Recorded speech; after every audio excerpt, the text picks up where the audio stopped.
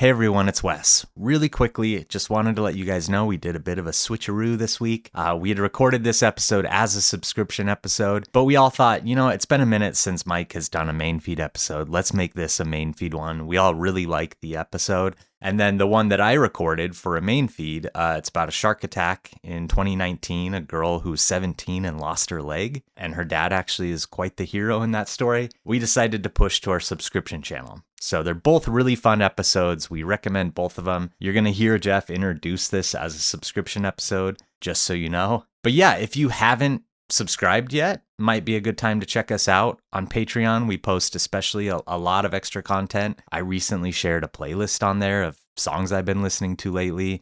Usually our Patreon listeners are the first access to our trips. There's a few other benefits to Patreon subscription. You get to interact with other listeners. And then if you really just like getting your subscription episodes in your Apple feed, we have our Apple Grizz Club too. Both are great options. And both, if you decide you don't want it, you subscribe and you don't like it, you can always cancel. We won't hold it against you. All right, I think that's it. With no further ado, here's the episode.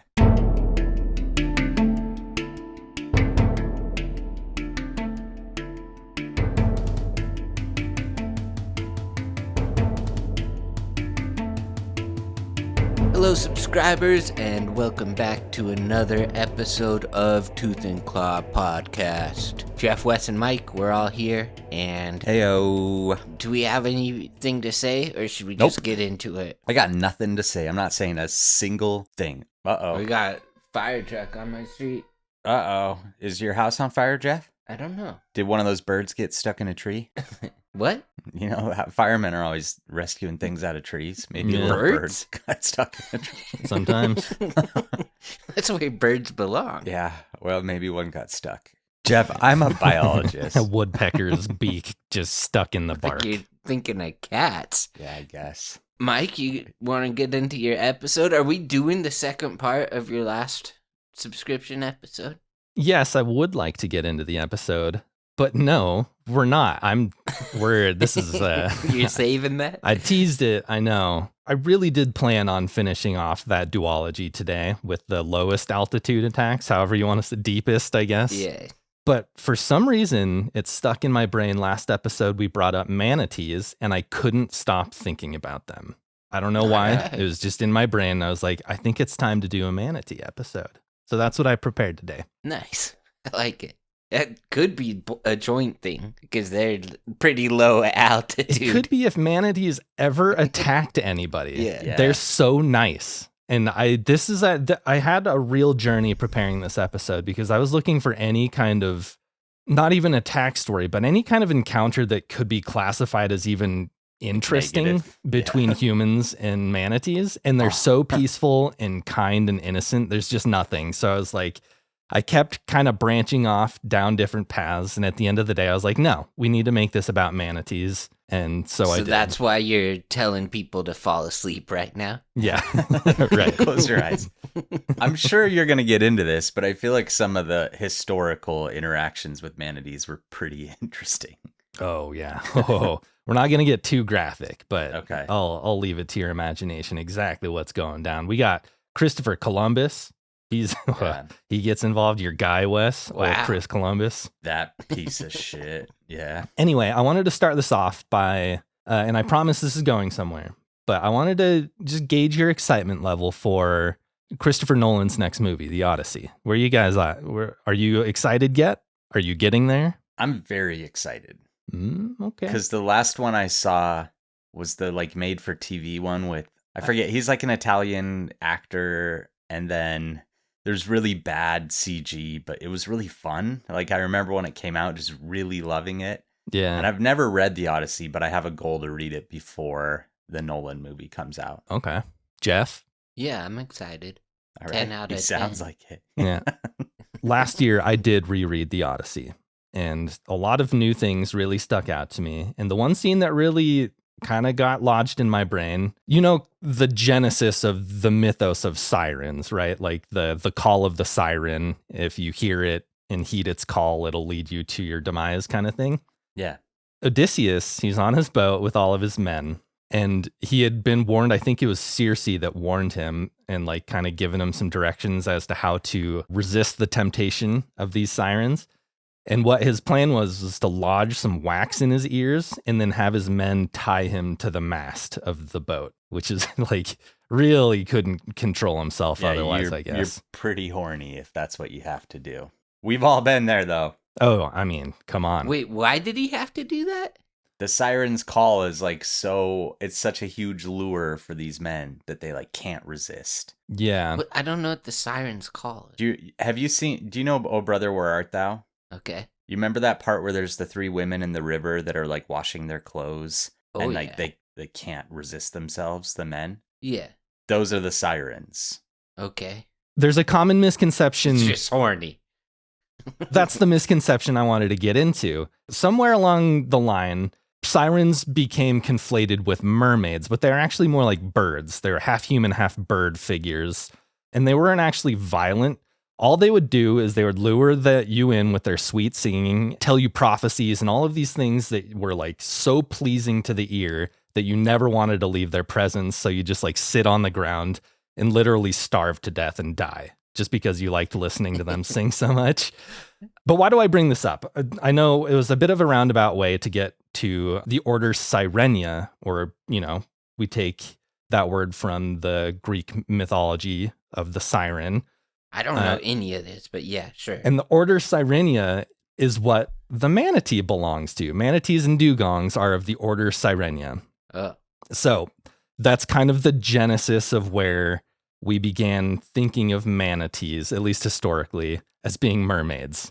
So it was a real pretty much weird... like people who used to be at sea for like half their lives would just any living organism they saw is like, let's turn this into like half woman and think about having sex with it. There's a reason they did it with manatees, though. Yeah. Yeah. Manatees, it goes a little further than that, but Mike's going to explain it. Oh, it does. So manatees, we're going to get just right up front, Mike's big old manatee fact right out there, just to set the stage. So manatees belong to the order Sirenia, like I said. And the order Sirenia took their name from those sirens of Greek mythology. And so the beginnings of why people confusing manatees from mermaids starts to take shape. And one notable instance of this, I alluded to it earlier. So in 1493, Wes, your guy, Christopher Columbus, he's not you love my that guy. I do not. He's an Italian-American hero. Tony Soprano. So he was sailing down by the Dominican Republic and saw what he thought were 3, quote, mermaids. And he later documented in his captain's log what became the first written record of manatees, at least by like white European explorer folk. I'm sure there was probably some documentation by indigenous people, First Nations people. I think written record kind of covers your bases there a little bit. Yeah, I just want to make sure though. But Yeah. he was quoted as writing in his log that they were, quote, not half as beautiful as they are painted. Again, he was thinking these manatees were mermaids. And he's like, well, that's a little underwhelming. They're a lot less hot than I remember. Yeah. It just makes me think, like, if manatees were twice as attractive, would he be like, oh, now we're talking? Like, he just writes in his journal. It's funny because his paintings of like mermaids that he was comparing them to. Yeah, right. It's funny that he even was like, yeah, this is them. That's what this is. Yeah. I just like that being the first written record of manatees. It was just like, these aren't that hot. It's like the first thing anybody ever wrote about. So I'm doing a lot of setting the stage here. But so for today, I'm doing kind of a 2-parter thing. We're going to get smart and interesting about manatees first. And then on the back half, we're going to get a little dumber, but still interesting about mermaids. Mostly because they're like not real as far as I know. There's a lot of anecdotal people out there, or evidence out there from people who seem to have had mermaid encounters. We're going to talk a little bit about that. They're very much in the cryptozoology category. Right. So we're doing real science first half, a little bit of pseudoscience cryptozoology in the second half. When it comes to spending money, sometimes it's out of sight, out of mind. You have these daily habits, like maybe you're spending a lot on a daily coffee or streaming subscriptions or I don't know, a lot of other things that we tend to spend money on without really thinking about. And it does add up fast without even noticing. Rocket Money helps you spot those patterns so that you can do something about them if you want and keep more money in your pocket. Rocket Money is a personal finance app that helps you find and cancel your unwanted subscriptions, monitors your spending, and helps you lower your bills so you can grow your savings. They have a dashboard that gives you a clear view of your expenses across all of your accounts, which allows you to easily create a personalized budget with custom categories, get alerts if bills increase in price, or if there's unusual spending activity. That's been a really useful tool for me. Sometimes I have, automatic withdrawals from my account for whatever spending for subscriptions or whatever. If there's something unusual, Rocket Money will tell me, and then I can get on there and check and make sure there's no fraud going on. And you guys know how much of a sucker I can be for those fraudsters sometimes. So it's really helpful for me to have someone else that's monitoring my spending and keeping an eye on it. And Rocket Money has over 5 million users and has saved a total of 500 million in canceled subscriptions, saving members up to $740 a year when they use all of the app's premium features. So cancel your unwanted subscriptions and reach your financial goals faster with Rocket Money. Download the Rocket Money app and enter our show name, Tooth and Claw, in the survey so they know that we sent you. Don't wait. Download the Rocket Money app today and tell them you heard about them on our show. But first off, I just want to dip our toes in the water, see what the temperature's like. What do you guys think of manatees? Off the top of your head, what are your feelings about them generally? I would agree with Columbus's take that they're not like that hot. Yeah. But I do think they're very cute. Like Beauty's their in the eye of faces. the beholder. I think I could stare at a manatee for a long time just because their face is very cute. And I don't know. They're like one of the animals we have in the United States I'd most like to see that I haven't seen yet. Yeah. For me, this isn't an animal I've seen a lot in the wild. I've only seen him a couple times, and it was pretty fleeting from the top of a boat.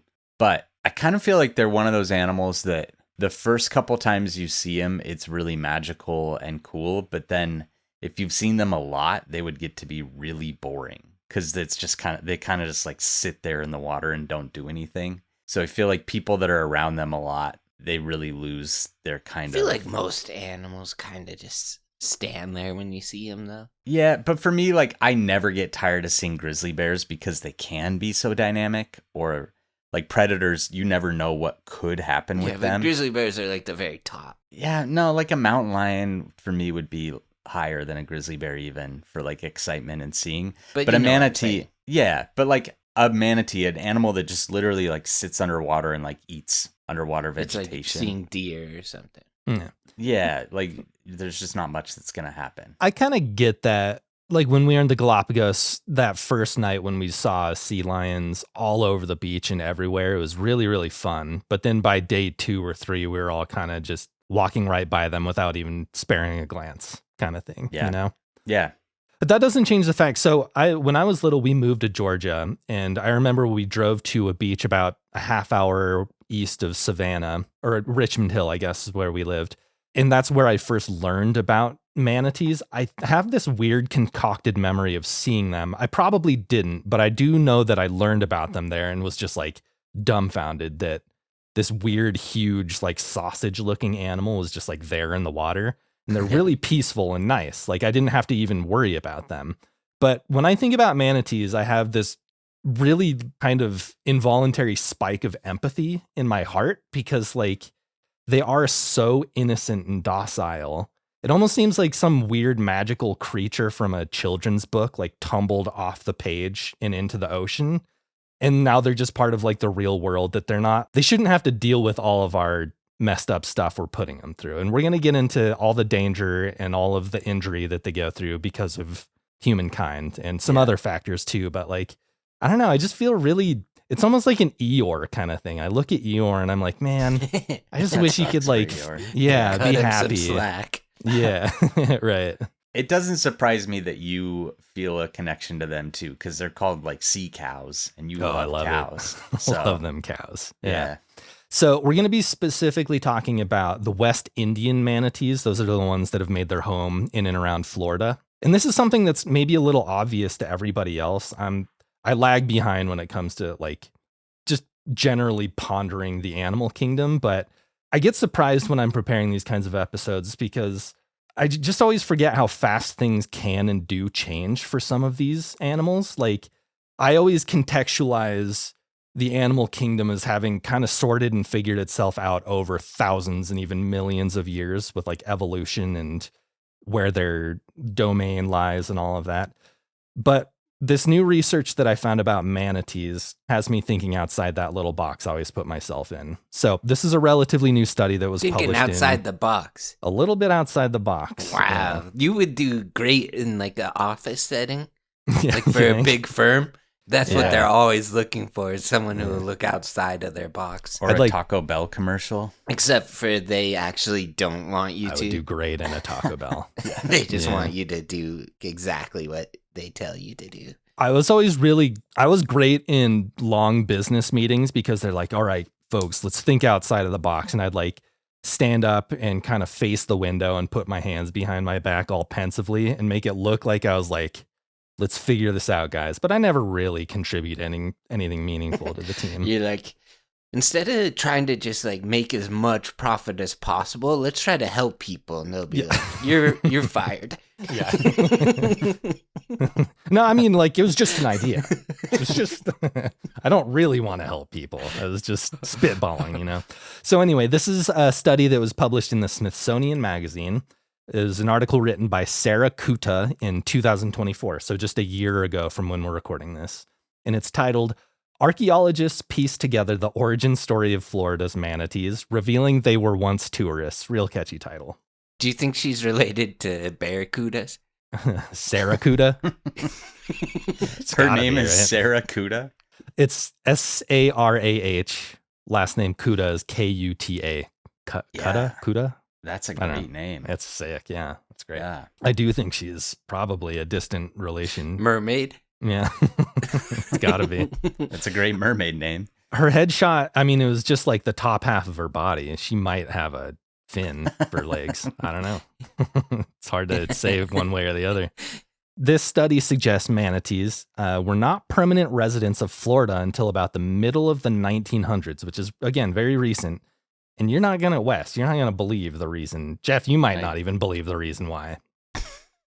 Maybe I'll have you guys rate the believability at the end. Yeah, There'll be a little believability score you guys can give. So over the years, archaeologists haven't traditionally found very many manatee bones around Florida.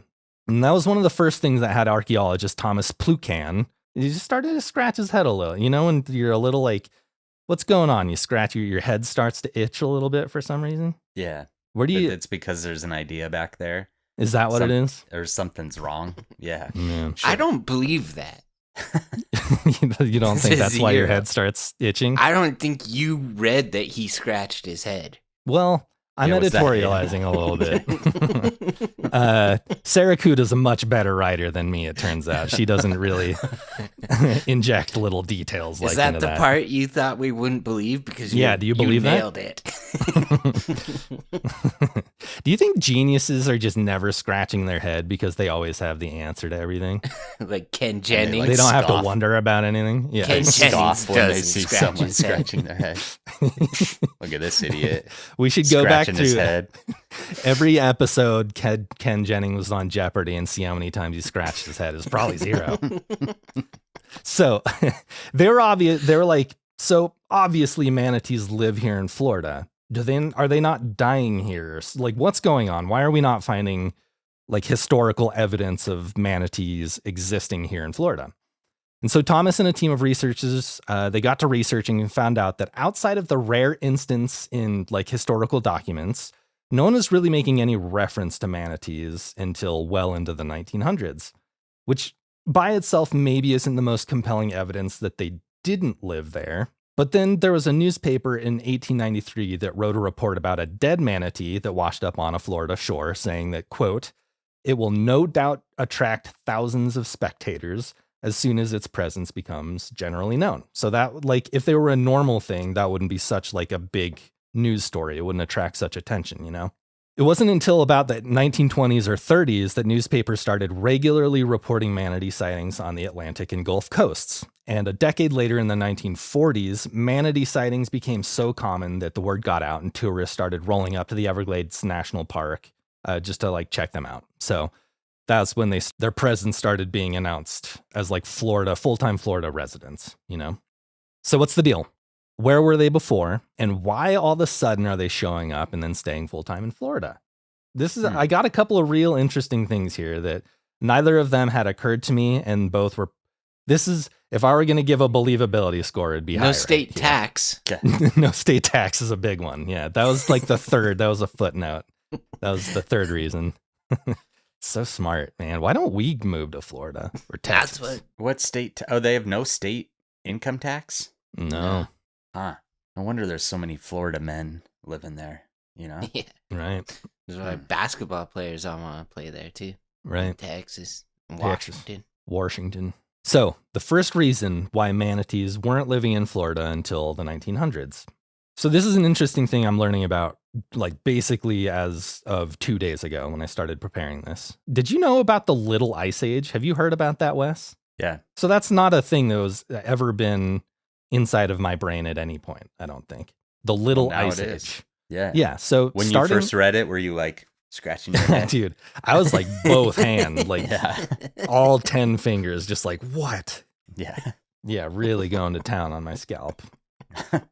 So starting in the 1300s and lasting until about the year 1800, there's a climate epoch known as the Little Ice Age, during which manatees likely found Florida's waters to be too cold. They really like warm water. Cold water quickly can kill manatees off just within days. If it's like degrees of Celsius too cold, they really just struggle and have a bad time, often dying. So when the Little Ice Age came to an end and the Florida waters started climbing in temperature, manatees who are coming up from the south of waters around Cuba or other spots in the Caribbean, they're like, hey, the water is actually pretty nice here. Why go back at all? So that was one reason. But maybe more interesting, this is the second reason, at least to me. This study's authors think that in conjunction with the end of the Little Ice Age, all of the power plants that were getting built along the coastline during like the Industrial Revolution.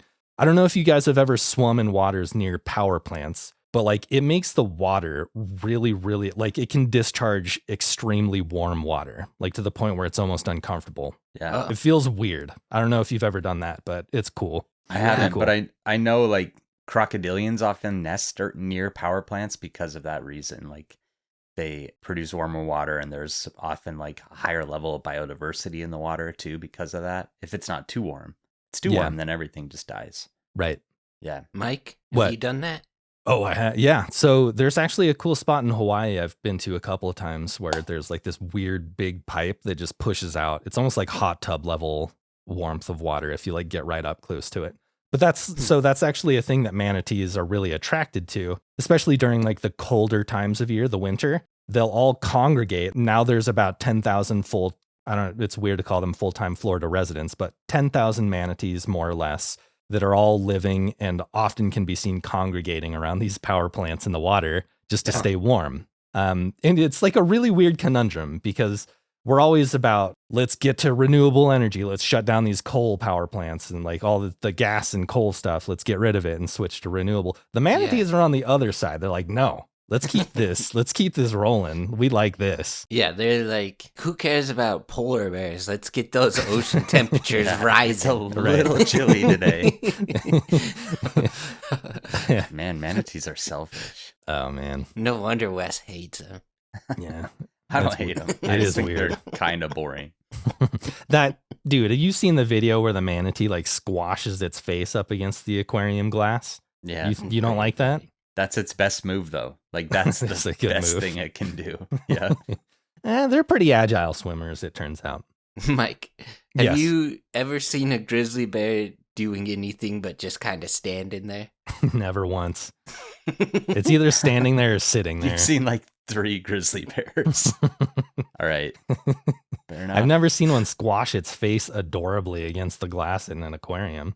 I'll tell you that much. I've seen them do some pretty I'm good not stuff. getting into this argument. All right. Okay. I don't we win then. You guys won. All right. Manatees are just as dynamic as grizzly bears. I forget why I asked you to rate any of that on the believability scale, but do you believe that? I rate it pretty high. Okay.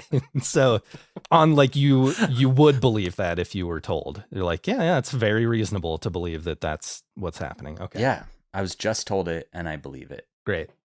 So 10 out of 10 for me.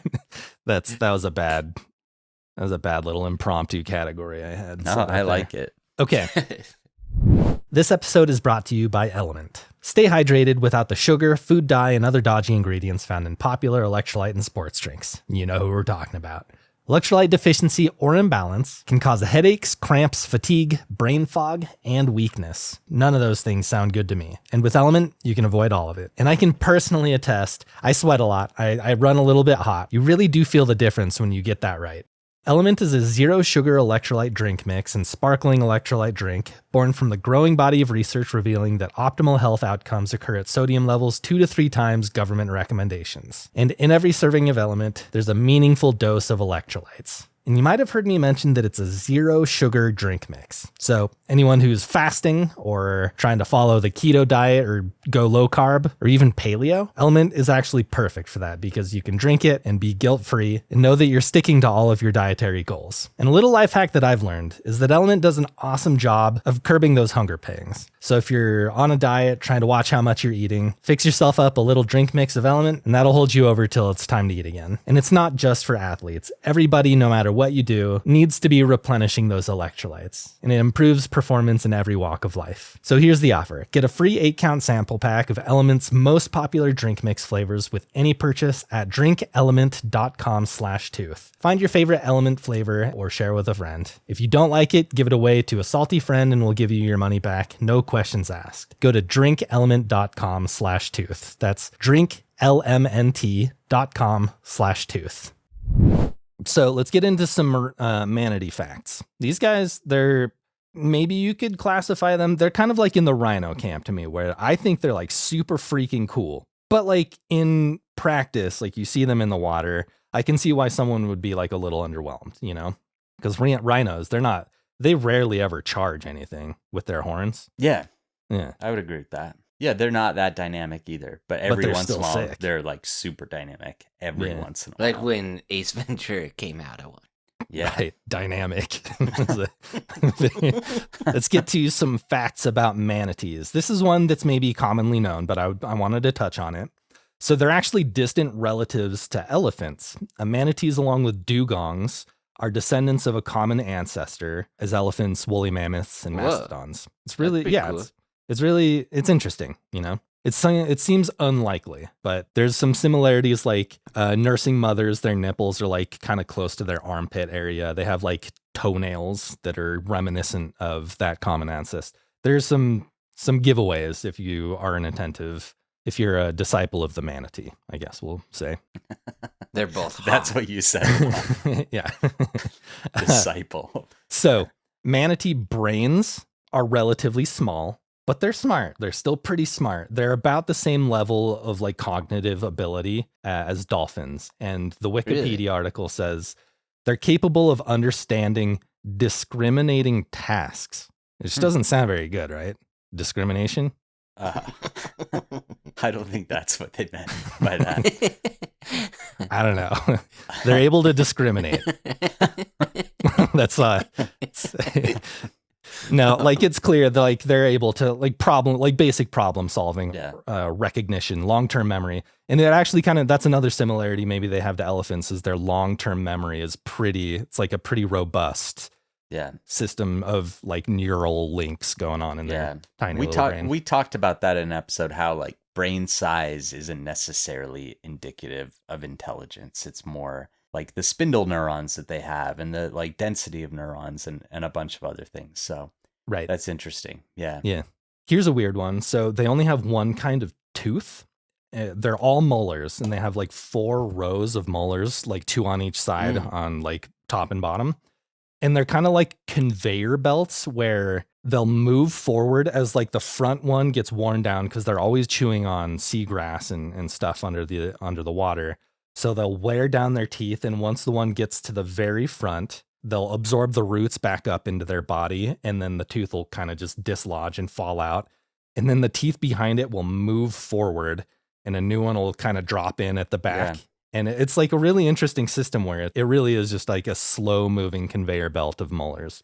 That's another connection to elephants too, because elephants have the same type is that true? Yeah, conveyor belt. That's pretty cool. They average a swim speed of about 5 miles per hour, moving slow, a little slow there. So we can outswim them.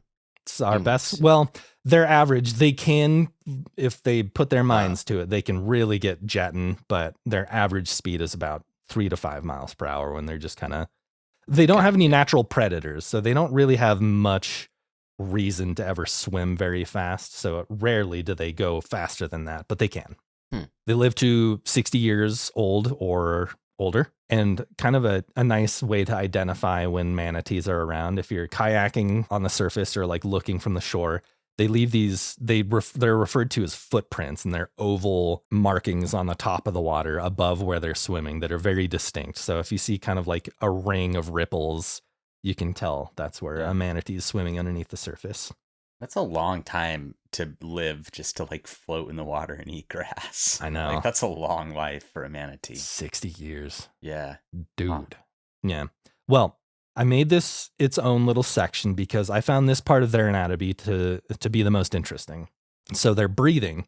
Unlike other mammals, their lungs stretch pretty much the length of their back. They're like really long, thin lungs. And if you can, we're all scuba divers now, so you can kind of tell why that would be a nice thing to have, is just for buoyancy control, able to inflate the lungs all across the length of your body. So you're not, tipping forward or backward. It's just, you're finding equilibrium a lot easier that way. And when they breathe, the amount of the air exchanged in their lungs is higher than any other mammal. So when humans breathe, we're actually replacing anywhere from 10 to 15% of the oxygen content in our lungs, unless we take like a really deep breath. Just those shallow breaths that you're taking through your nose or your mouth right now, if you're a mouth breather, that's like 15% maybe. Yeah. What that reminds me of is in Rogue Nation, the Mission Impossible, where he has the little oxygen meter on his arm. And somehow it's like telling him exactly how much oxygen is left in his lungs. Yeah, it's a very sophisticated piece of tech. It's great. When it hits 0, all of a sudden he's like... How long is he under there for? It was like 3 minutes? He was supposed to be under for 3 minutes, but he goes, it's longer than that. And I just recently watched it. I'm like, I'm going to try and hold my breath as long as he's under there. And I made it like 30 seconds. Yeah. You could, well, you're not trained. You're not. No, my oxygen meter just went immediately. So humans are replacing 10 to 15% of the oxygen content in their lungs. Manatees, every breath they take, and they only breathe through their nostrils, never through their mouth, they replace 90% of the oxygen content in their lungs. So it's like they let it all out and then basically fill every last little bit of it in again. And it's very unusual for mammals, especially one that just kind of like comes up very briefly, takes a quick breath through its nostrils, but somehow their system is so open and like can ingest so much oxygen so quickly. I don't know exactly what all the mechanisms are that allow for that to happen, but I just thought that was like a really cool thing that is cool. They're such efficient breathers, which makes sense for mammals, but like even dolphins and other animals like that, they're not doing that as well as manatees are able to. It makes you wonder like what their experience is like underwater too, like if it feels like they're holding their breath or if that oxygen is kind of just like dissipating and it doesn't really feel like, like they have the urge to breathe even for a while. I don't know. It's just interesting to think about like what that experience must be like. Yeah. So how long do you think they'd be able to hold their breath, Jeff? Yeah, I want to see what his ability to discriminate is. How long did David Blaine do it? What was it, like 11 minutes or something? Was it 11 minutes? I think that's about what it was, yeah. So I'll say 23 minutes. Wow, yeah. So 20 minutes is kind of the upper limits of how long they can hold their breath. I wanted to play a little game here. We're calling it Stings Every Breath You Take scale. So I want you guys to guess if these animals can hold their breath for a longer time or a shorter amount of time than manatees. First up is the dolphin. Wes, do you think manatees can hold 20 minutes for manatees? I'm going to say less for dolphins. Yeah, you're right. So dolphins they're topping off at about 15 minutes. Jeff, sloths. Less. Yes, so they're about 15 minutes, which that's less than 20, right? Yeah, Wes? exactly. Scientist, that 15 is less than 20. So this is a weird little tangent I went down. There's a weird myth out there that sloths are actually able. 15 minutes for a sloth is still like pretty unexpected. Why are sloths even holding their breath that long? I don't know. It's a weird thing, but there's a like kind of a widespread myth out there that they can hold their breath up to 40 minutes. But it's something about their metabolism, their metabolic rate is so low that they just don't need to breathe, I guess, is kind of the science. That makes sense, but this seems like a thing that would be really hard to test in an ethical way, too. There's some bad studies happening. I mean, for ocean animals, it's like, how often do they breathe? Right. But like for a sloth, it's what do you mean? Yeah. Well, that study was conducted back in the 1940s. The Nazis did it. Playing a little, fast and loose with the rules back then when it came to ethics and animals and stuff. When they all showed up over here, they're just like, let's hold these animals underwater. Okay, next one. The Cuvier's beaked whale, Wes. Similar to a dolphin. So I'm going to go ahead and say less, but I feel like it might be more. So this is actually the world record holder for mammals holding their breath. I don't know exactly why they're so good at it, but one was recently recorded as having held its breath for 137 minutes. That's impressive. It's crazy. Yeah. Tom Cruise can't do that. Right? Yeah. 137 more or less than 20 minutes, Jeff. That's more. Okay, hippo is the next animal. That's what the one I was wondering. Jeff's I'm going turn. to say more.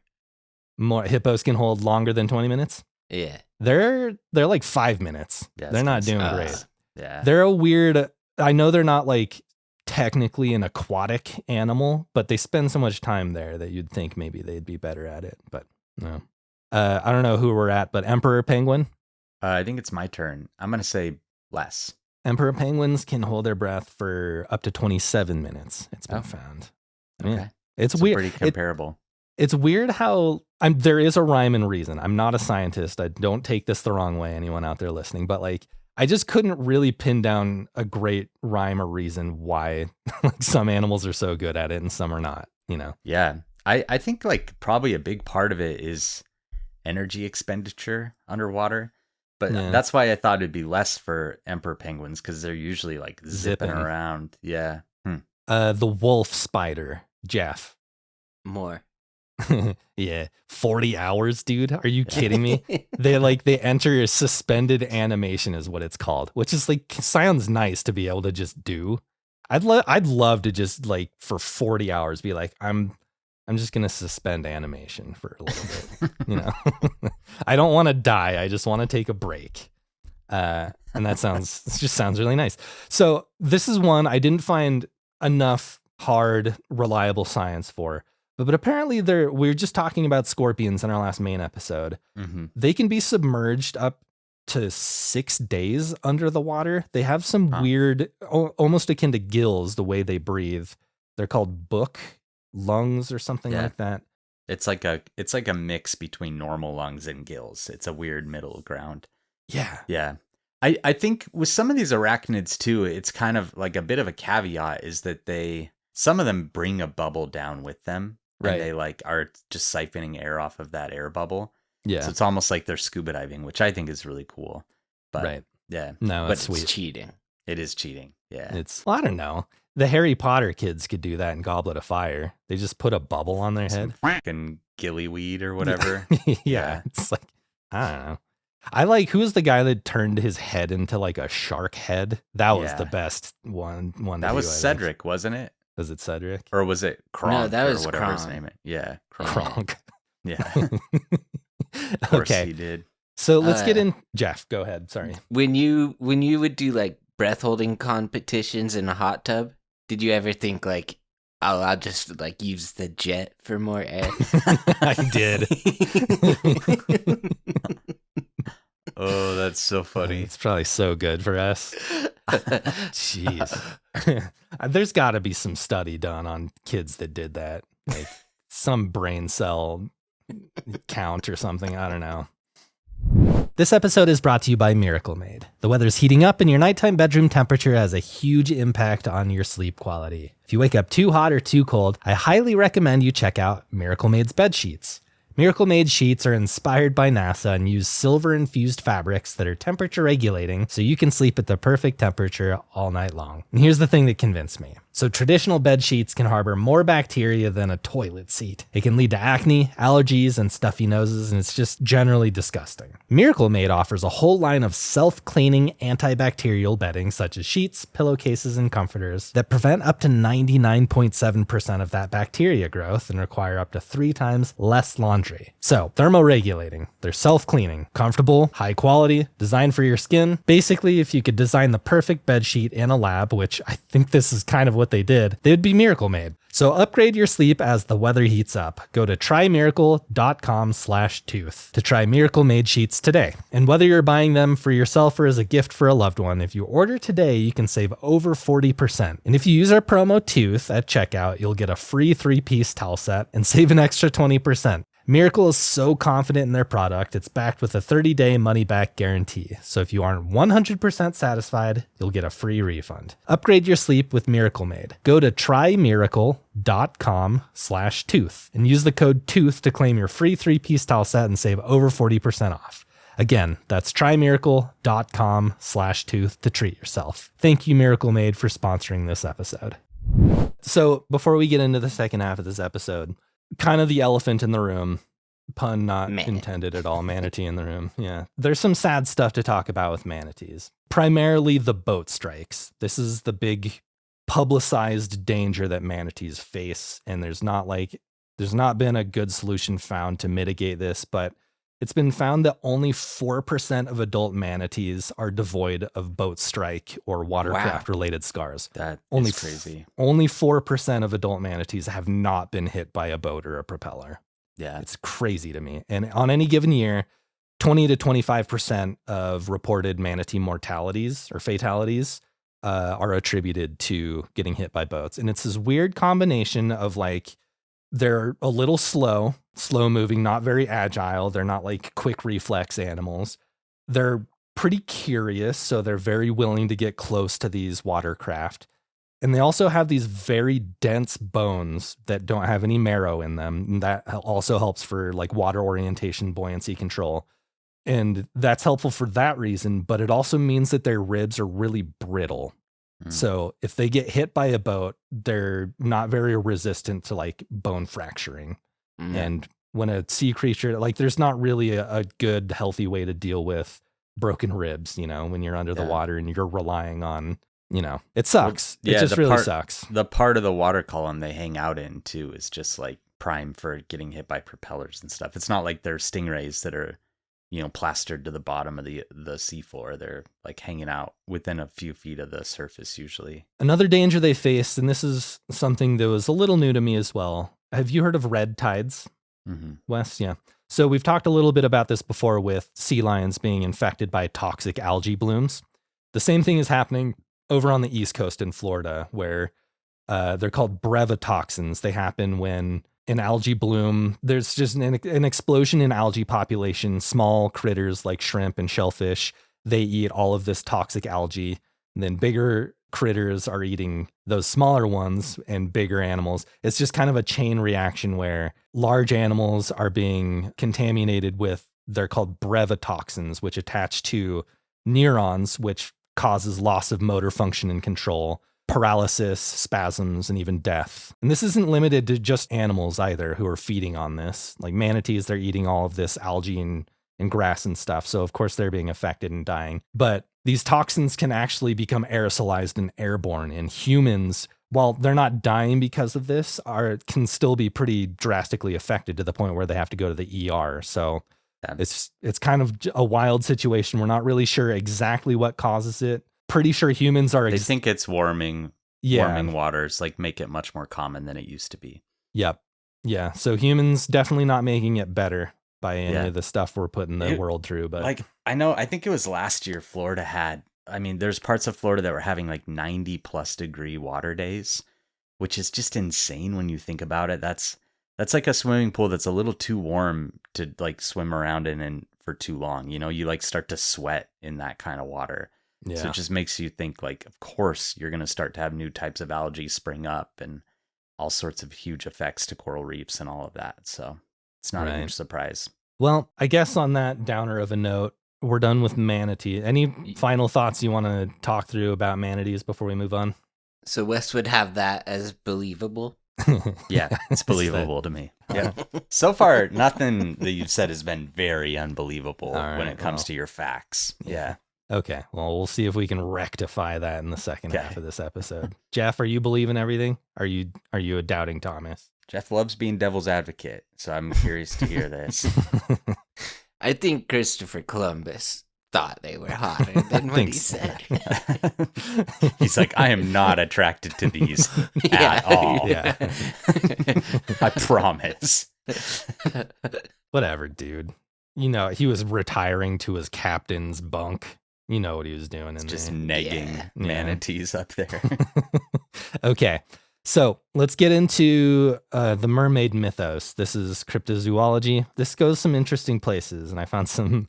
It's kind of dumb. I don't want to call it dumb, or anyone that believes like this is kind of a Bigfoot situation. It's not as robust a community of mermaid believers as there seems to be around Bigfoot, but it's pretty similar where there's a lot of fun stories about people feeling strongly compelled to like run and swim in the ocean because they're hearing the call of the siren, or they found women's bodies washed up on beaches who claimed to their dying day that they were mermaids and they were like sent to the shore, whatever, you know, it's like, it's fun to get into.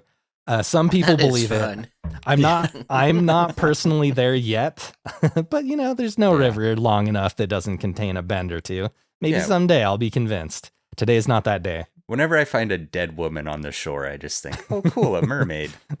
Well, I mean, if she insisted she were a mermaid till like for the rest of her life, I would be, I don't know, maybe a wall or two would be broken down in my brain. She's alive in these scenarios? Well, there have been accounts of women who claim to be mermaids after they've been like recovered. I don't know how true any part of that story is for any of these women, but that's just what I've read on forums online, which nobody lies on the internet. I choose to believe everything. Yeah. Okay, let's get into this. A solid community of mermaid believers. Some very high profile hoaxes about mermaids that have really shifted public consciousness one way or the other about mermaids. Do you remember about 10 years ago, there was an Animal Planet mockumentary called Mermaids, The Body Found? No. It was like this highly publicized, and it was fake. And what Animal Planet did was at the end of the documentary in the credits, like very briefly for a couple of seconds, they're like, this footage is not real, mockumentary, et cetera, et cetera. Don't believe this. But like, they presented it as if it were fact. Yeah. So, I mean, I feel like, is that a mockumentary or is that more just like they created something that they wanted people to believe was true? You know, that's probably more accurately put, but they do that a lot with like the Megalodon ones and stuff too. Where like, what do you think a mockumentary is? A mockumentary to me means like the audience is like kind of supposed to be in on the joke. Like you kind of know they're like making fun of something. Like what's that documentary now? Or Spinal Tap? Yeah, all of the Christopher Guest movies and like documentary now. It's like, you know, going in that it's not supposed to be actual fact. But to me, those Animal Planet and Discovery Channel ones are more like we're trying to trick the audience into believing these things. Right. Yeah. It's a real shame that we can't tune into the History Channel or Animal Planet and trust things anymore, like, you know? Yeah. The damage is done. And it's a real shame because, I don't know, we're just being conditioned to like not believe things. Yeah. And I that's just a dangerous place to lead people down. There should honestly be like a third party regulatory thing that like assigns a grade to it beforehand that's like scientific accuracy. Yeah. You know? You Right. don't even believe in the Holocaust happened. Who are you talking to right now? Because if you're talking to me, you're wrong. Yeah. Well, I mean, like, I can't even pretend. I'm not going to even pretend. Nope. We all believe in that strongly happens. in this Right. podcast. Yeah. Okay. I've just been watching a bunch of Norm MacDonald clips where he's been saying Adam. his co-host is a Holocaust denier. That's I just stole that. incredible bit. Gosh. Anyway, so mermaid mythos. Almost worldwide, every culture has their version of a mermaid, which makes it, maybe that's why there's such an intrigue surrounding them globally. Like, people aren't conditioned to believe per se that they are real, but we're all growing up hearing stories about them at least, you know, and it's kind of fun to imagine that there's stuff out there. Bigfoot, the Yeti, Nessie, etc. Yeah. When you think about it, like Bigfoot and Mermaid are the two lowest hanging fruit when it comes to cryptozoology. Like, they're close to humans, but they've like kind of turned into part of the animal that we associate most with like that terrain, you know? Yeah. Bigfoot's kind of like half bear, half human, or half ape, half human. And mermaids are like half fish. I half don't know. human. Vampires, it's just like they have two teeth that are a touch longer than ours. Yeah. Yeah. I don't know. I think like it doesn't, to me, it's not crazy that every culture has like a mermaid and a Bigfoot. Like, those are the two that seem the easiest to come up with. I don't think vampires are cryptids. Are they? Werewolves. I think you can make an argument that they are. Maybe they are. Okay. Yeah. Yeah. No, but I think you're Werewolves onto is something. another one. That's another good one, Jeff. It's because I think another big reason is there are so many creatures out there, like manatees or like a bear standing on its hind legs. It's like you can Right. kind of see where someone saw something and they're like, "Whoa, what was that?" I That's get weird. it with manatees. No, well, okay, like Christopher Columbus, he was unimpressed, but he was still like, I guess. I don't those think are I would mermaids." ever see a manatee and be like, is that half woman? Yeah, but like, yeah, I think I'm not going to play devil's advocate too hard on that one, but No, but I can see being like, oh, there's probably people out there that are half fish, you know, like their Right. tail, they have Yeah. tails. so And then you would be like, oh, a manatee kind of looks like that. right, Yeah. a big one, A That's really big- hot one. Yeah. Right, a really hot one. And some of us are into that.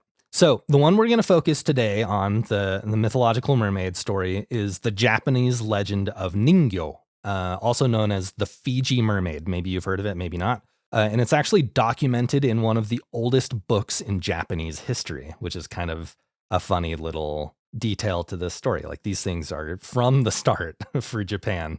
It's like these are things people have been talking about. So it's a genderless, human-like monkey-fish hybrid that was said to taste delicious and protect their owners from illness, which is a real struggle because it's like, I'd want to be protected from illness, But it tastes but so good. I'm so tempted to eat this thing. So I don't know. I don't know how long I could hold out without eating my Ningyo or my Fiji mermaid. It's like, I don't know. Being sick's not that bad. Sometimes it's dude. kind of nice to take a day off. The juice is worth the squeeze sometimes, you know? Right. So, also, when dead Fiji mermaids washed up on shore, it was seen as a sign of impending oncoming disaster. So, as the legend of the Fiji mermaid grew, fake ones would start being made by Japanese fishermen. And what they would do is they would sew the head of a monkey onto the body of a fish. That was the extent of it. And they would put it on display at Japanese carnivals. And one day, the head of the Dutch trading colony, his name was Jan Kok Blomhoff. It's just incredible. The meter of that name is so pleasant to me. Jan Kok Blomhoff. He offered to buy one of the Fiji mermaids that he saw. And from that day, enterprising Japanese sailors saw a new global business opportunity. They're just cutting monkey heads off everywhere they go. Yeah. So Sewing them onto fish. one of these Fiji mermaids ended up in London after a Japanese fisherman sold it to a sailor, who in turn sold it to an American captain named Samuel Eades, who spent 6,000 of that day's dollars on it, or nearly $100,000 of today's money, which is Jeez. crazy. Imagine his wife when he comes home and he's like, listen, Well, I promised I wasn't going to buy another Fiji monkey mermaid. he had a lot more than his wife to worry about because he didn't have that money. He like embezzled it from his ship's account. because he was like, I'm going to put this on exhibit in London and earn that money back and put it back into the ship's coffers before anyone notices the balances are out of whack, you know? So he took it back to... Entrepreneur. Right. He's like leveraging, he was risking it all because he believed in this little Fiji mermaid. Watched a motivational video that day where it's like yeah. Fortune favors the bold. And he's like, you know what? $100,000. I think I see a future. So he put it on display in London at a place called Turf Coffee House. And it was said that hundreds of guests came to view the mermaid each day. But when one of the royal surgeons caught wind of what was happening, he was like, that sounds interesting. I'll go check it out and just like check the veracity of what's going on. And he immediately identified it as a fake and he shut the operation down. And the public was like, oh, I don't know. Like, what do you think gave it away? And you think it was just like the crudely sewn on head of a monkey on the fish? Yeah. So the public, they lost interest quickly and he kind of dwindled into obscurity. But this mermaid's, its story is far from over because when Captain Eady's died, he actually bestowed this mermaid to his son as his inheritance. And he was just like, I don't want this. So he got in contact with a guy named Moses Kimball, who I think was some kind of curator at the Boston Museum, who just so happened to have a contact named P.T. Barnum. P.T. Barnum. Yeah. One of the founding members of the Ringling Bros, P.T. Barnum and Bailey Brothers, et cetera, et cetera. And he was all in on this thing. The moment he saw it, he's like, I need that. I can make some moves with this mermaid. So he bought it and he showed it to a naturalist ahead of time just to like, you know, check out exactly what he's got. And again, it was immediately identified as like, this isn't real on the basis that mermaids are not real. Wait, can you explain what it is a little bit more? It's a fish with the head of a monkey sewn on, like the fish's head is chopped off and the monkey's head is sewn onto the body of the So fish. how is it lasting this long? It's some kind of like formaldehyde or formaldehyde. something. It's getting gross though. We'll You get should in it, like it's getting Google it disgusting. right now, Jeff. Just Google Fiji mermaid and hit images and you'll see some interesting. It's really, this is really what gnarly. protected them from getting sick. Yeah. And it also tasted great. delicious. Yeah. I think sometimes we wish our pets could talk to us, but in a way they actually do. They give us a lot of cues on when they're happy or sad or whatever, and that's how I know that my dog loves Olly. When I give her Olly, she gets very excited. She has a tail wag, excited little hops, a big grin. I just know that she likes what she's about to eat. And that's because Olly delivers clean, fresh nutrition in 5 amazing flavors. Even for the pickiest eaters, you're going to find something in Olly's lineup that they're going to like. They have protein-packed recipes, stuff like fresh beef with sweet potatoes or fresh turkey with blueberries, that even the pickiest dogs are going to really key into. And I think that's really important. Dogs are really important members of our family. You want them to be happy. You want them to be eating well. And not only that, but you want them to be eating healthily. And for me, healthier food means that you're going to have a more energetic dog. They're going to have a shinier coat, better poops, just more excitement in general, and they're going to live a little longer, which we all know is super important. So how it works, you're going to introduce Olly to your pup, fill out a 30-second quiz, and they're going to create a customized meal plan based on your pup's weight, activity level, and other health info. You'll get a welcome kit with 2 weeks worth of meals, a storage container for mess-free serving, and a guide on how to gradually switch them over to their new diet. You're going to have the ability to customize your plan. They have 3 meal plans to choose from, so you can choose between a full fresh plan, fresh topper plan, or a mixed plan with their freshly baked recipes for your special dog. And they also have treats and supplements. And it's different because they're one of a kind. Olly is the only fresh dog food that comes with an unlimited routine health screenings, so you can get your pup on track to living their healthiest, happiest life. Dogs deserve the best, and that means fresh, healthy food. Head to olly.com/tooth, tell them all about your dog, and use code TOOTH to get 60% off your welcome kit when you subscribe today. Plus, they offer a happiness guarantee on the first box, so if you're not completely satisfied, you'll get your money back. That's ollie.com/tooth and enter code TOOTH to get 60% off your first box. I will say, like, looking at these Google images, if I were living in the 1800s or whatever and I saw this in a like little traveling freak show, I would think it's pretty convincing for Little Mermaid. Like I would be like, wow, that actually is a mermaid. So right. yeah. Yeah. If you don't know better, it's like a weird little raisin of a fish monkey thing. I don't think I would pay $100,000 for it. This one has a mustache. The mustache one.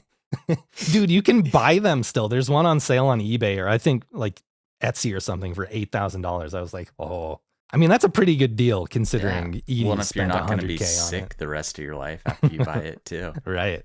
Yeah. So anyway, Barnum, he bought this off of Moses. He was told it's not real by some kind of scientist. He was like, but Barnum, he didn't care. He was like, he was never one to let the truth get in the way of making some money or putting on a good show. In fact, he stretched the truth even further by advertising it as having long, beautiful, flowing hair and kind of a sultry, seductive look on the posters that he was like hanging up. Now, remember, like we've said, this thing is just like a weird little wrinkled monkey head on the body of a fish. So you can imagine the public walking into this exhibit expecting to see a beautiful mermaid. And then they're just seeing this weird little, whatever this thing is. The Christopher Columbus effect. Yeah. Yeah. But despite that, and maybe even because of that kind of shock, this turned into a sensation. People were flocking to see this thing. And it was just making him money hand over fist. The story What a kind world. of yeah, I know.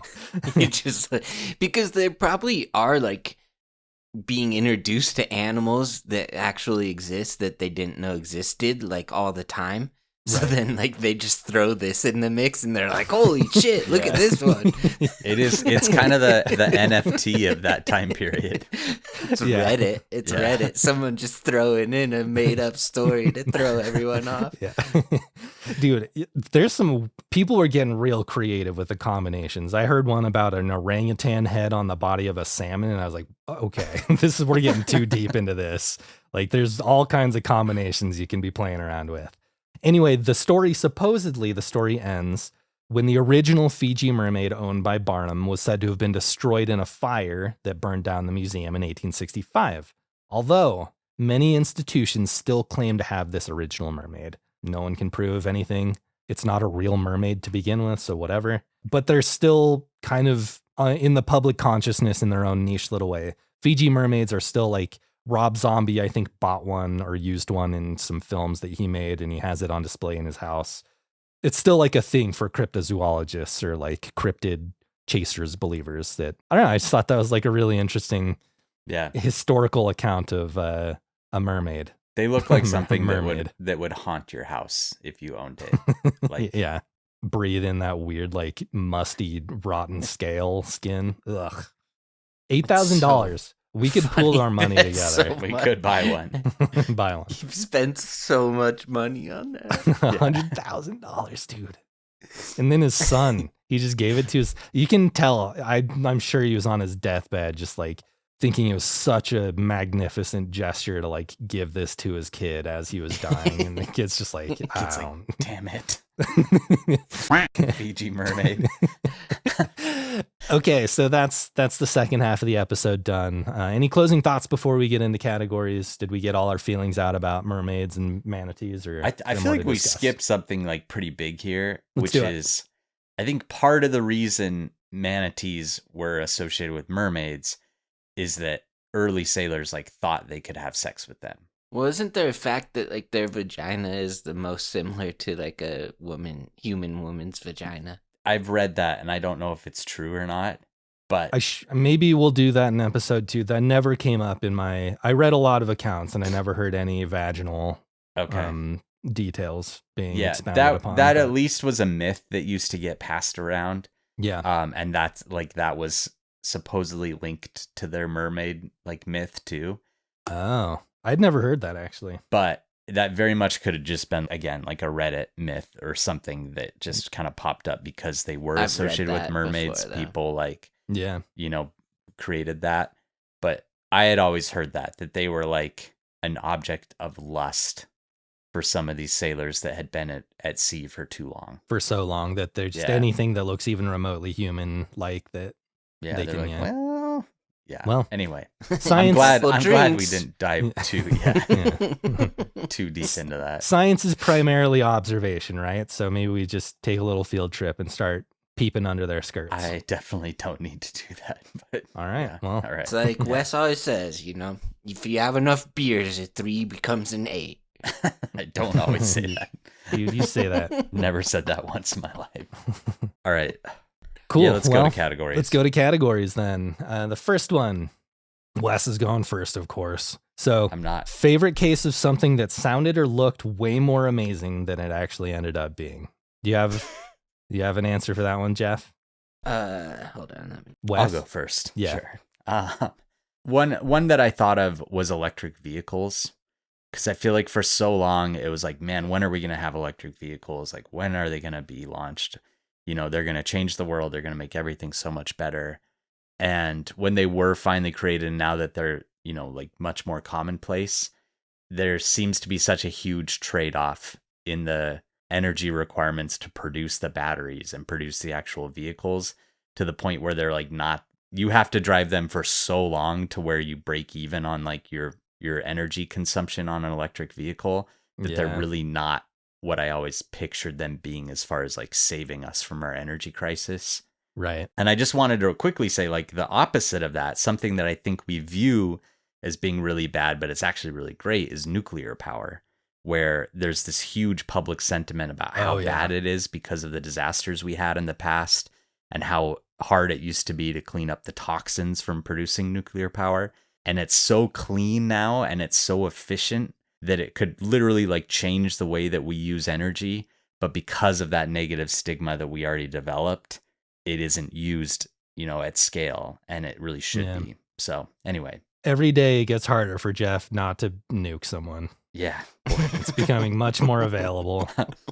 That seems to be a common sentiment in the world right Manatees, now. Dude, manatees are pissed. Any manatee listening right now, it's like, we want those coal power plants still. We don't like that nuclear stuff. But they have that tight little window, because if it gets too warm, then they get all that red bloom, and True. Then they're pissed about that too. They're just Manatees mad need in general, to chill out. aren't they? Yeah. Jeff, you find something good? Yeah. So it's a case of something that sounded and looked way more amazing than it is. Than it ended up being, yeah. So I thought of like fast food, because they always do such a good job advertising and making you want something. My number one all time was when Krispy Kreme brought out shakes. Because like at that time, Krispy Kreme was like my number one favorite donut. And like it was still like relatively new, especially when it came to Montana, is like exciting.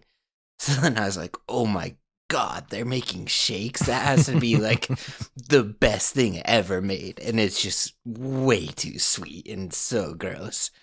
And as a backup, I also had, this is just a guess, but I think sex robots. I don't think people actually like the idea of a sex robot. I can see how some people got sold on that, but I don't think it like adds up to what they wanted. You saw Companion, right? That does not end well. Yeah, it didn't. And Jack, he was a good owner. I saw Ex Machina. Owner is a bad word. It's kind of like Ex that. Machina was Ex Machina is great. Yeah, there hasn't been a real positive sex robot Detroiters. Yeah. We need to change that narrative, I think. I'm gonna go with Michael Phelps racing the shark. That was nonsense. I got excited for that too. Yeah, was it? Did? And in a similar vein, any Floyd Mayweather fight, but specifically the Manny Pacquiao one. Like, I hadn't been interested in a boxing match since like Lennox Lewis, and that one pulled me in. I was ready to pay money to watch it, and it was just the worst fight maybe I've ever how I had. am with like every Jake fight. Paul. Jake Paul, yeah. Although he has knocked a few people out. Yeah, I want to see him get knocked out though. That's why they're always so disappointing to me. Like, I thought he was gonna get his ass kicked by Tyson, and it was so Tyson's boring. like 90 years old. I know. That was such a racket. I had a runner up too, and it's one that's gonna betray my age a little bit, but the Nintendo glove. Oh, the Power Glove. Yeah. The Power Glove. Like in the movie The Wizard, when the kid used it, sweet. it was like, this is the sickest thing Nintendo's ever done. It's so bad. And it ended up just being like a total flop and impossible to use, but it seems so cool. Bill, put that sound clip in. Yeah. I love the Power Glove. It's so bad. It's so bad. Next category, your favorite pop culture manatee, dugong, or mermaid? I really wanted to find a manatee for this one, but I just couldn't think of one. So I don't get the thing with mermaids. I know they're really popular. I think 100% woman's a lot hotter than 50% woman, 50% fish. Right. So I don't really get the hype. So I just went with the movie Nice Guys when Ryan Gosling's at the party all drunk, and at the bar they have the fake mermaid, and he keeps talking about it, and he goes in the tank with them and stuff. Right. Oh man. There's one that I came up with for manatees that I liked, which was South Park. And I actually, my feelings for South Park have really decreased. I used to really like it, but it's become way too of a kind of acerbic. Just I think it's one of those shows where it's they make fun of everyone, so it feels like they don't believe in anything. And I think it's had kind of a negative effect on people. But they had an episode, I think it was a multi-part episode where it was very anti-Family Guy. And they learned that the way that Family Guy creates their jokes was manatees just randomly selecting a noun and a verb and a situation and combining them, and that was how Family Guy produced their humor. And no hate to people that love Family Guy, I never got into that show or any of the Seth MacFarlane stuff really, because the humor was always just too random and meaningless for me. And so that one really scratched a spot for me where I was yes, this is exactly how I feel about this show. So that was my pick. I had a runner up too, but I'm going to let you go first, Mike, in case you took it. Probably not. So my sister used to be really into Veggie Tales. So every once in a while, my mom would play the Veggie Tales CD in the car. And there's a song called Barbara Manatee. And I mean, it's just a kid's song, but for some reason it made my mom laugh so hard. And she wasn't someone that ever really laughed with any real mirth, but this cracked her up. And I was watching it this morning before we started recording. And it's kind of a funny, ludicrous kind of setup. It's about a weird special agent that has to go off and do something. And he's leaving his manatee girlfriend behind because she can't speak French. But then she learns to speak French, but she won't go with him unless he comes to the ball with her, but he can't dance. So it's so stupid, but it really is just a silly little thing that made my mom funny laugh that so one hard. Got your mom. Yeah. So good. Is Veggie Tales the one that has the kind of Christian slant to it? I think it was, yeah. I didn't learn that till much later, but I think it was they tried to backdoor in a lot of Christian and maybe even front door a lot of times. I don't know. I never watched it, but silly songs with Larry. I think he was a pickle or a cucumber or something. He was singing. You think you think he could backdoor his manatee girlfriend? I think they've got the anatomy. Just front door. I think it's very similar, their backdoor to a human's. Yeah. Interesting. Right. That's I what think I've most heard. backdoors are pretty similar. Okay. So this is one I wait, my runner-up. Oh, yeah, my runner-up. It was the mermaid from Cabin in the Woods, which I thought that payoff was great. It's one that you kind of wait the whole movie for, and then there's a Merman, great right? Merman payoff. Merman from Zoolander. Yeah. Zoolander's a good one. Yeah.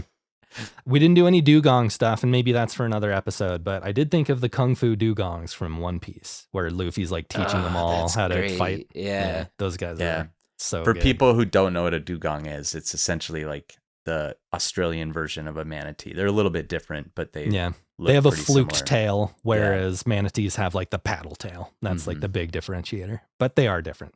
Yeah. Okay. What musical instrument do you think this animal would play if they were in an orchestra or a band or whatever? I want to hear This is your such an answer easy since you pick came up with for me. this Okay, question. I So- feel like you have something. I envision them on the turntable, with their flippers pretty on good. the two Yeah. records. And they don't really have a neck. And I always envision Mixmaster Mike with the Beastie Boys Sunglasses with his headphones, on. doing his little turns. So yeah, I think they're on the turntable. I think every band could use one. And I'm gonna try to say this as sensitively as possible. I think there's an instrument out there that is often played by more rotund people, and it's the tuba. Tuba. I can't picture a tuba Tuba's a player good and one. not picture them being on the heavier side. Yeah. So I very much think that a manatee would play the tuba. Plus that lung capacity. They got to be on a woodwind. That's if you a got good lung point. capacity like that. Yeah. Or like a bassoon or something. Yeah. That's Jeff? a good point. I went with the Yeah, recorder. tubas aren't woodwinds. The The recorder. recorder. That's actually great. That's almost perfect. That's better Yeah. than mine, I think. That is good. It's back when I thought they were kind of dumb, though. They still kind of look a little dumb. So like with a recorder, the image works perfectly. Okay. Great. We should make a manatee band. Turntable, a recorder, and a tuba. Ooh, a harmonica would be a good answer. I thought of harmonica because they kind of have like the big mustache looking in the thing. lungs. Yeah. Yeah. All right. Okay, last category. This one I just kind of left open to you. Who do you think someone that's got the sauce right now? I'm not even going to explain what that means to me. I just want you to tell me who you think's got some sauce on them right now. Who's got the sauce, Jeff? You want me? I got a few. Okay, Jeff's got his finger on the pulse too. Let's go. So Yeah. First, I'll go with that company Palantir, the like CEO of Palantir. that. No. Yeah, No. Palantir. because I fucking hate Palantir. because like if they met me like if I was like going to the bathroom and that guy like comes up to me, he would probably have like glasses, tell him everything about me. He would like know I had a disorderly conduct in college. He'd know I've had 2 ass surgeries. He'd know Yeah. I'd watched like 7,000 hours of One Piece, so we'd be like instant friends 'Cause because they're he's just got surveilling all all of my us. information already. right. Yeah. So that's sweet. He's got some real. And He's then got some sauce. Caitlyn Clark. Is this like Satan that's saying he has some sauce? Caitlyn Clark. It's Jeff. Growing up, bad taste, but all the sports stuff I'd watch, WNBA was always like the butt of everyone's joke, right? The WNBA is more entertaining than the NBA right now. And It like might I be. give Caitlyn Clark, they all deserve credit for it, but Caitlyn Clark is like, to me, like watching Steph Curry, who's my favorite athlete I've ever watched. It's just like you have to tune in to every game because you don't know what's going to happen, and it's so much fun. So I think she's got a lot of juice right now. She got in a fight. Did you see that yesterday? She gets in It was like- fights it's great. because like all the other, well, not all the other, but like a lot of the other players are kind of mad that she's getting so much attention. So then Yeah. I think they like go extra hard at her, and then Sure. she doesn't stand. It's been entertaining. I Yeah. also feel like it's so rare that a college athlete that has that much hype like lives up to it when they go up to pros. And Yeah. she like has Delivered. Yeah. for sure. And then I also want to go with the Rizzler. He's got some sauce. Rizzler's dude. got a lot of juice. I think he's at peak juice. I don't think he can like age into it very well. I think he's got to milk it. Big Justice and AJ, the Boom guys.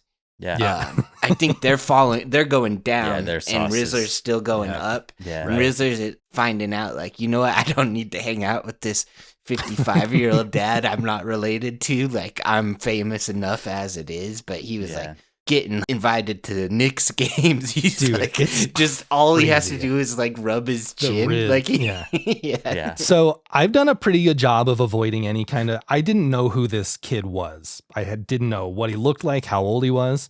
I like this YouTube channel. It's like the sneaker shopping on Complex, where rappers like go and buy shoes or athletes or whoever. It's a fun series to me.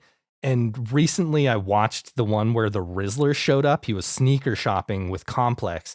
He's 8 years old. He's like an 8-year-old kid. He Yeah. wears size 3. I was like, what is this kid doing? Yeah. How is this happening? Where How are is his he- parents? It's so He's crazy. electric. Yeah. He's got it. Yeah, he is electric. He's got the sauce. I picked Timmy Chalamet. Every movie he's done recently, he is just nailed. His performances are great. His interviews are like so good, and he seems like a normal person that hasn't just like completely detached from reality. It's not just like movies, like the music that he's produced for these movies. Everything I see from him, it's like this is just one of those people who is good at everything he does, and that it's kind of annoying in a way, but Mm. also I feel like the way that he was kind of launched to us over time, like doing lots of art house movies and now bigger budget, it's easy to kind of embrace him and be like, yeah, this is our guy. He's got the sauce. We love him. Yeah. The Knicks games Yeah. really like showed how famous he is, I think, because it's Yeah. just like everyone was just like, Timothy Chalamet's courtside. And like he was literally sitting next to Miles Teller one game. Yeah. And they like would cut him out of the frame when they were like showing like Timothy's reaction and everything. But there was a game too where they he won. really is the the Moabib. What is it in Doom? Yeah. Muad'Dib. Yeah. Muad'Dib. There was one of those games where he went out afterward and was like celebrating with everyone, like let them pull him out of his car. Yeah. And to me, I can appreciate that. Like that's someone that still understands human connection, and they don't feel like they're above it. So for me, he's got the sauce. I'll always, no matter what happens, I really like him, but he won my heart when years ago I learned he started a business when he was younger of customizing Nintendo 64 controllers. And I was like, man, if I were cooler, I would have done that. Yeah. Huh. I thought that was a really endearing kind of business venture to go on. Yeah. I feel like I would have hated him in high school, but like, but I like him now. Yeah. You've always been a huge Kendall Jenner fan ever since she like stopped the protests, Wes. With the Pepsi. Touching the Pepsi thing. Not that is one mark against him, but everyone has their Kardashian phase. Yeah. It's his turn. I'm just gonna do a quick little sauce alert. I'm not saying he's got the sauce all the way yet. Yeah. But yesterday, Clips, they reformed Pusha T, rapper. Ooh, yeah. Might have just started the next big rap beef with Travis Scott. Okay. We're not sure.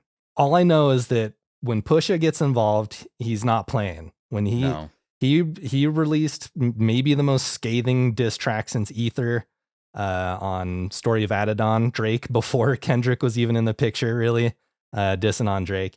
Pusha killed him. He just annihilated him. So now Travis Scott's up next, maybe. See if he said Travis, he's like, we got the boys jacking. That's what he responded by saying. The boys are jacking. I don't know what that means, but so you're saying Pusha T has the sauce? I would. Yeah. You I think their beef's so. bigger than MGK and Eminem? I think that was. I think so. I do.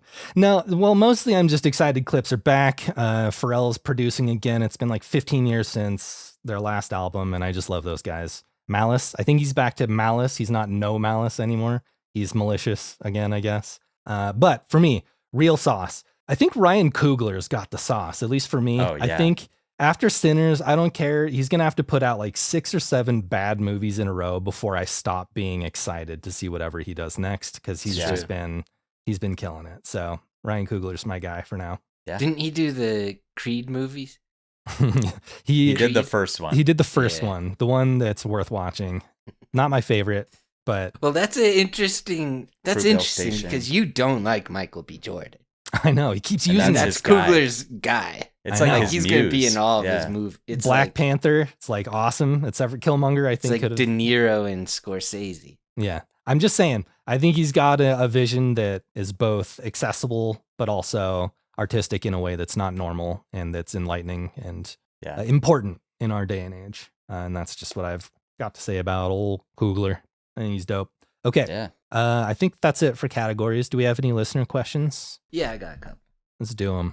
Thanks everyone for sending them in. I think you all know, like mine and Jeff's mom has been helping us organize the Patreon inbox. So thanks for being so nice to her. And I was thinking, now that we can have like little threads on Patreon, we should just do a questions, right? Where we can just have it on Patreon and you guys can resubmit your questions on there.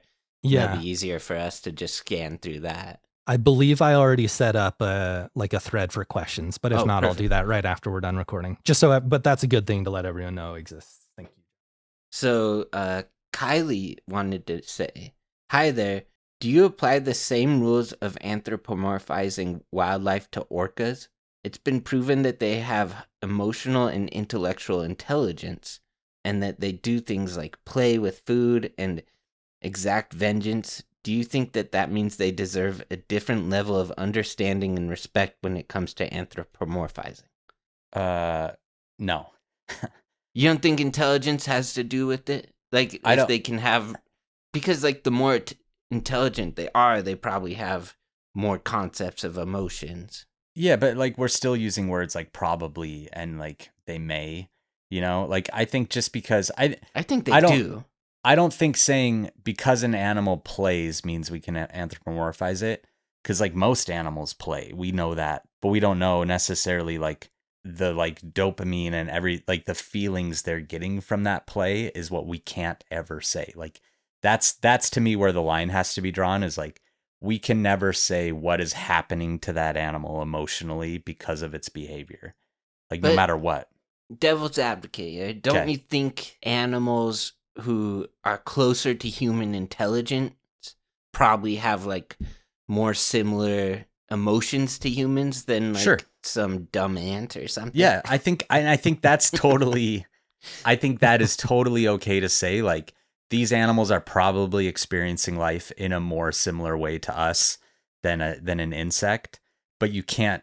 That's not anthropomorphizing. Anthropomorphizing is when you say, "Oh, that orca is super happy right now because it's playing with that salmon." Yeah, but like I guess like wouldn't it be more correct to say like an orca is like really angry at some specific boat as to like a spider is really angry at like a book or something?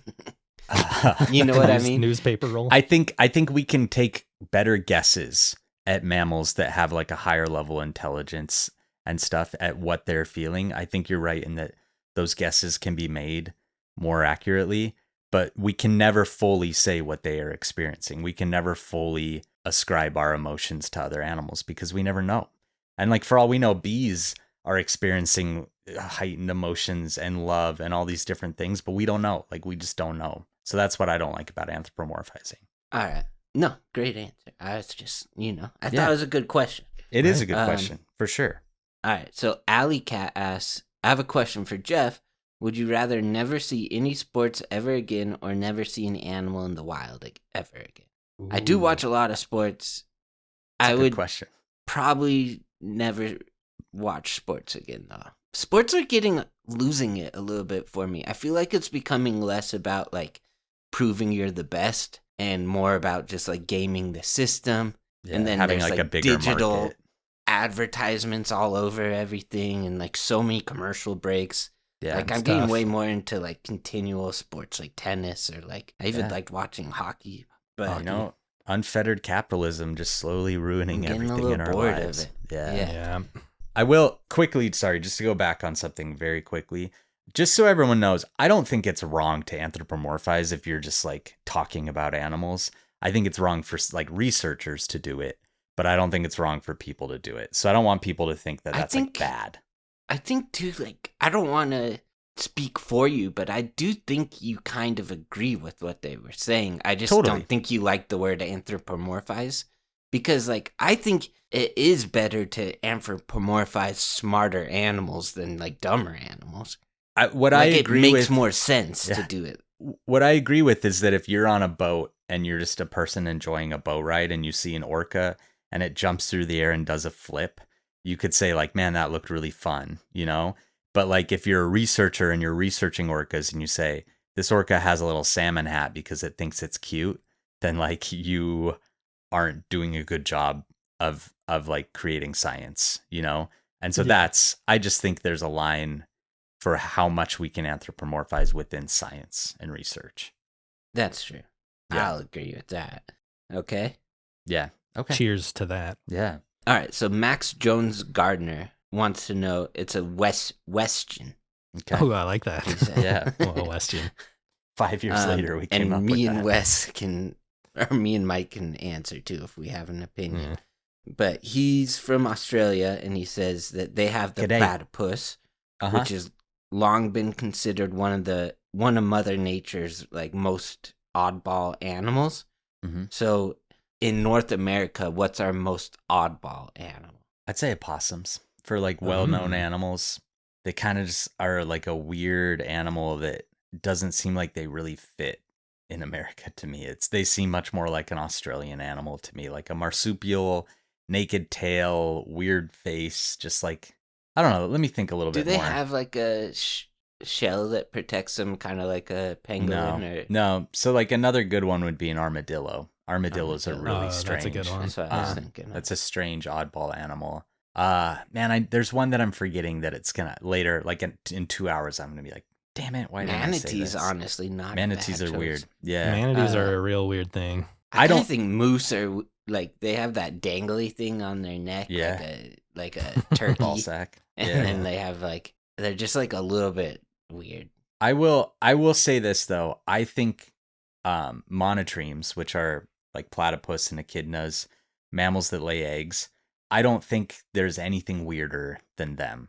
Like I think the platypus is maybe the weirdest animal on earth. Yeah, we don't have like Yeah, it's weird. anything. So it's a high bar, but On we that have some level. weird ones. Yeah. I think alligators, if you really are just objectively taking a step back, it's like kind of crazy that those exist. Yeah. They're just like big, chomping, scaly, hard dinosaur animals. It's pretty Yeah. sweet. Yeah. I would probably say armadillo though. Armadillos are pretty weird. Yeah. I like The armadillos. thing about alligators, like I agree, but like there's just so many crocodilian that Right. they kind Yeah. of They're blend in. widespread. Yeah. That's true. And they've been around for so long. Good All right. question. True that. Max. That's all I got. All right. Great. Thanks Great. for the questions. Thanks for Yeah. listening to me talk about stuff. Thanks, Mike. That was a fun one. Sure. Yeah. Oh, sure, bud. Yeah. Oh, sure there, bud. The Fiji mermaid thing to me is very fascinating. I gotta Yeah. spend some more time on that for sure. Spend some money on it, Yeah. maybe even. Yeah. Yeah. Get you I one do for, think for your we birthday. should raise some money to buy one. We don't need to Okay. raise money for animal conservation. charity. Let's buy mermaids. Right. Yeah, no, this was a fun one to put together. I've been thinking about manatees a lot, so I'm glad to share a little bit of knowledge about them. Great. Thanks, All right. Mike. We'll see ya. So yeah. Love it. Love you guys.